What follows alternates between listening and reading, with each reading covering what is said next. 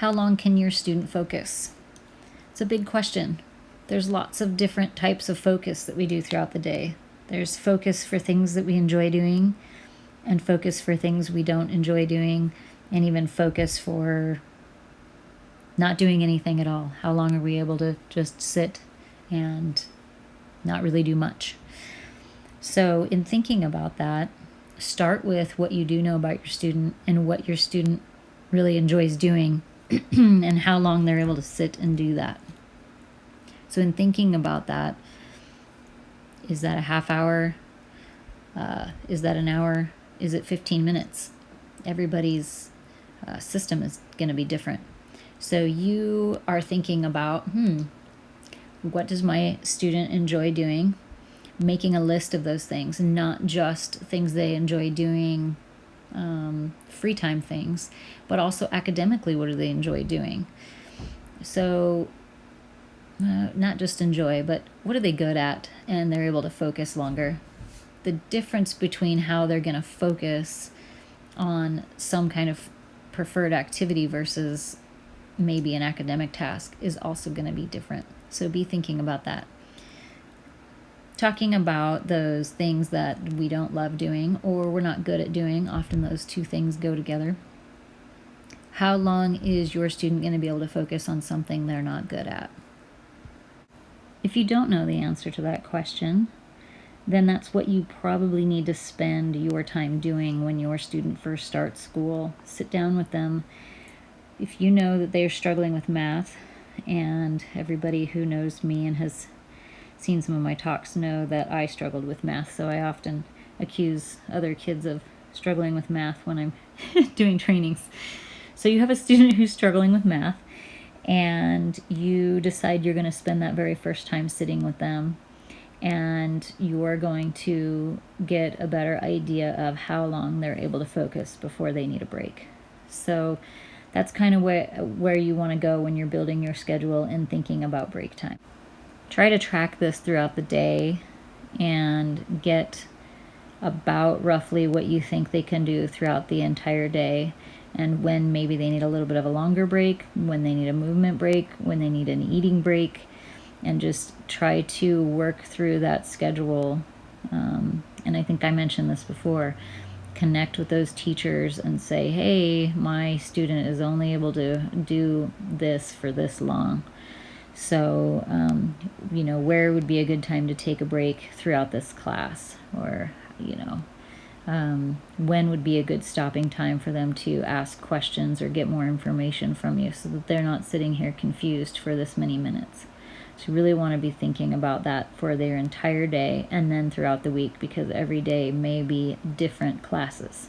Now that we've talked a little bit about what kinds of focus we will have and how long we're able to focus, we need to talk about breaks.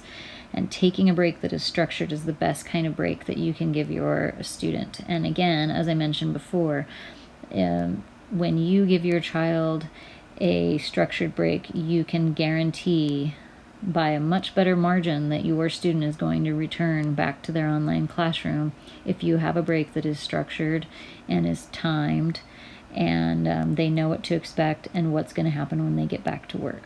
So we're just going to go over a little bit of structured break information.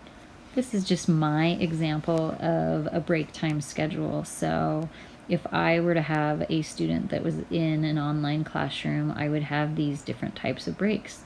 I would have snack breaks, movement breaks, relaxation breaks, and lunch breaks. So for the snack break, I basically just said, a snack break would probably be around, 9:30 in the morning. So they probably are going to need to use the restroom. They're probably going to need a snack already. I'm going to want them to clean up their snack, grab a drink, and then get back to the classroom. A movement break, again, probably will need to use, I like to even mention using the bathroom because we don't want them getting up and using the bathroom during their classes because they'll miss information. So we really want to give them time to go to the bathroom and remind them that that's their job. That's what they need to do. They're going to do some kind of movement activity, which I'll show you next, and then maybe grab another drink and sit back down. If you can create some consistency around we grab a drink and then we sit down, then they'll get used to the fact that whatever it is they're doing throughout the whole entire time, if they grab their drink and sit back down, that's kind of a routine that they'll get used to. It would be really healthy for them. A relax break. This is going to be similar. Use the bathroom, do a relaxed activity, and then drink. The relaxed activity, you would really need to decide what that would be. It really shouldn't be watching YouTube or playing a video game or starting a movie. Maybe relaxing is sitting with you on the couch for a few minutes, or playing with a sibling for a little bit, or maybe it's reading a book, or helping you make something, cook something, help dad with something. It would be an activity that's, not going to require thinking, processing. It's just a relaxing break. Again, it needs to be timed. You need to make sure that they know that when that's going to be done, they're going to grab their drink and go back to their seat. Lunchtime, same thing. Have lunch, clean up lunch, maybe do another movement break. That's really what lunch is for when kids are in a brick and mortar school. They get up, they do outdoor time. So that movement break will be really important during lunch as well, and you'll want to do another one in the afternoon. And then another thing we really need to do at lunchtime is we need to relax again and have kind of brainless activity again, where we just sit and kind of do nothing. So that would be a really important thing again. And then we know they just ate lunch and ran around. They probably need to use the bathroom, grab a drink, and sit back down. Once again, this is a visual, so we want to make sure that if we have a student that is using this that is not a reader, that we are using visuals instead. So pictures of a bathroom or your bathroom, pictures of just a generic snack. If it's somebody who's really stuck in their ways and needs it to be very specific, then it needs to be a picture of your bathroom and a snack that that child would have. So make sure that you cater to that. Make sure this is also posted somewhere.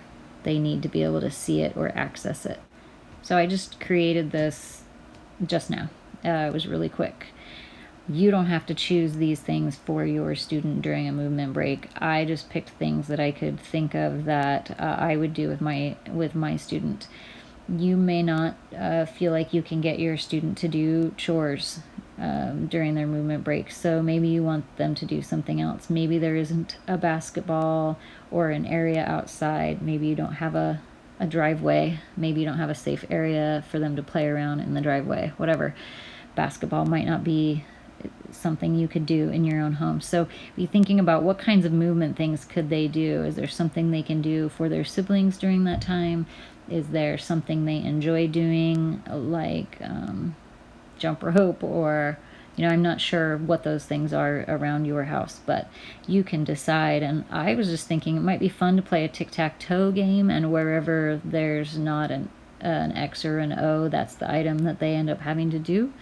Kind of make it fun, like, oh, let's see what you're going to end up doing. If it's somebody, again, who's very stuck in their ways and they need to know exactly what movement activity they're going to do, then maybe they choose those things first thing in the morning. These are the movement activities I want to do during movement breaks. Be creative, make it somewhat fun. Make sure these things are timed, or you have like a certain amount. So I have 15 push-ups or 25 jumping jacks or upside down wall stands for 5 minutes. Make sure that there's a beginning and an end to each of these. So I might not have put 5 minutes or 20 dishes on putting dishes away, but we know when we're done putting away dishes. We know when we're done vacuuming the living room. So make sure that if they win the you pick a movement, that it falls under that 5-7 minute category of taking that movement break. Let's say you have a student who is hyperactive and struggles to refocus after doing any kind of activity that involves movement. If they're playing with their peers or doing something outside, and you notice that student really has a hard time settling down, try doing a after movement break activity that's quick, such as deep breathing, 5 deep breaths that you do with them to make sure they're doing it slowly. It could be stretching. It could be closing their eyes and doing a visualization. You can look up visualizations on YouTube. That's really simple. That will really help your student be able to center their body and get back to work. So just remember, if you've got a student that really struggles to, keep their body calm after a big movement break, try doing something that's a small movement break right before they sit back down, and it'll help them refocus. So just back to the generic idea that we are putting together a schedule that's individualized for our student. So all of these things that I just talked about, and also some of the information that we had set up in the last video around getting the space set up. Make sure that the schedule is posted. If you have a child who has more anxiety about things that are due, only do maybe a week schedule on what's due instead of, an entire month, or maybe it's just a day schedule, and add those things into that day schedule. You should really have both. You should maybe have a week and a daily so that you can keep track of what they need to do too. There is more work involved in having them at home, I'm sure you know. This will take you a little bit of time in the beginning, but it'll be totally worth it in the long run. That daily schedule needs to have when you're going to want to have them take those breaks, how long they're going to take those breaks, and we're going to talk about the difference between timer kids and work completion kids. You'll see that in a different section, but please check that out, because if you've got a kiddo that is not responding well to a timer and they freak out and get super upset when that timer goes off, they're not a timer student. So be looking for the timer versus work completion section, because I'll be adding that in. It's a very important detail for your individualized student.